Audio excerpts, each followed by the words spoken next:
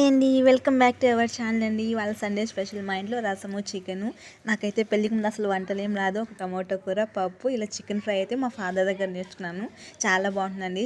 అసలు తింటూ ఉంటే మొత్తం అలా కర్రీ మొత్తం తినేసేయచ్చు ఇలా ఫ్రై. ఒకసారి రెసిపీ చూసి మీరు కూడా ట్రై చేయండి. ఫస్ట్ ఇలా చికెన్ తీసేసుకొని నీట్గా కడిగి పెట్టేసుకొని, ఇప్పుడు ఫస్ట్ ఏంటంటే వాటర్ ఏమీ యాడ్ చేయకుండా, ఆయిల్ కూడా యాడ్ చేయకుండా ఇలా ఏంటంటే చికెన్ అందులో వేసేసి ఉప్పు పసుపు వేసేసి కాసేపు అలా కలుపుకోవాలి. అప్పుడు ఆ చికెన్లో ఉన్న వాటర్ మొత్తం కూడా వచ్చేస్తుంది. అంటే ఒక్కొక్కసారి తినేటప్పుడు మనకు ఆ చికెన్ నీస్ లాగా స్మెల్ వస్తుంది కదా, అలా రాకుండా ఉండడానికి ఇలా చేయండి. ఇప్పుడు కొంచెం వాటర్ వేసేసుకొని బాగా ఉడికించుకోవాలి. ఇప్పుడు మనం అందులో మసాలా కోసం అల్లము వెల్లుల్లి అలాగే కారము ధనియా పౌడరు వేసేసుకొని మెత్తని పౌడర్ లాగా మిక్సీ పట్టేసుకోవాలి.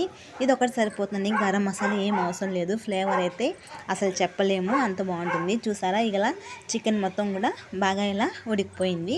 ముందుగా కొత్త వాళ్ళు మన ఛానల్ ఎవరైనా చూసినట్లయితే సబ్స్క్రైబ్ చేసి నాకు సపోర్ట్ చేయండి ప్లీజ్. మీరు సపోర్ట్ చేస్తేనే కదండి నాకు మరిన్ని వీడియోస్ చేయడానికి ఎంకరేజ్మెంట్గా ఉంటుంది.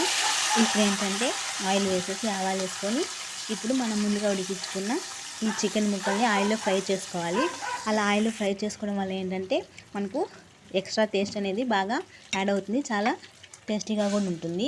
ఇప్పుడు కరివేపాకు వేసుకొని మనం ముందుగా ప్రిపేర్ చేసుకున్న ఆ పౌడర్ అనేది కూడా అందులో వేసేసి, మనం అల్లం అది పచ్చిదే కాబట్టి వేసేసి కాసేపు మూత పెట్టుకోవాలి.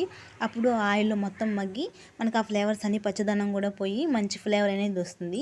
ఇప్పుడు కొంచెం అంతా మిరియాల పొడి, మిరియాల దంచి వేసుకొని లాస్ట్లో కోరియాండర్ లీవ్స్ వేసుకొని కాసేపు మూత పెట్టుకుంటే ఏంటంటే ఆ ఫ్లేవర్స్ అన్నీ కూడా చికెన్కి పట్టి చాలా అమేజింగ్గా ఉంటుంది. ఇలాంటి మరిన్ని వీడియోస్ కోసం ప్లీజ్ డూ సబ్స్క్రైబ్.